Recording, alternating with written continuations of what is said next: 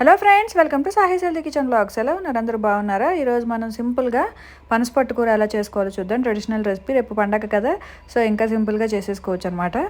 So పనసపట్టుని ఇలా ఒక పొంగు రానిచ్చేసి పక్కన పెట్టేసుకుని, ఒక బాండీలో ఆవాలు, మినపప్పు, జీలకర్ర, శనగపప్పు, అలాగే జీడిపప్పులు, పల్లీలు ఇలాంటివన్నీ ఎక్కువ వేసుకుంటే పోపు బాగుంటుంది అనమాట దీనికి.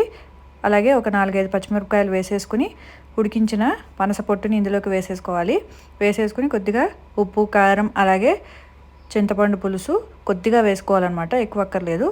ఒక 2 స్పూన్స్ ఆఫ్ చింతపండు రసం వేసేసుకుంటే సరిపోతుంది అనమాట. కావాలనుకుంటే ఒక చిటికెడు బెల్లం వేసుకుంటే మనకి టేస్ట్ బ్యాలెన్స్ అవుతుంది. అలాగే ఆవాలు, ఎండుమిరపకాయలు, కొద్దిగా ఉప్పు, పసుపు, వాటర్ వేసేసి పెట్టుకుంటే సూపర్ టేస్టీ అండ్ డెలిషియస్ పనసపట్టు కూర రెడీ అయిపోయినట్లే. చాలా చాలా టేస్టీగా ఉంటుంది. సో డెఫినెట్గా ఈ రెసిపీకి పండగకి ట్రై చేయండి. Thank you for watching. Please like, share and subscribe.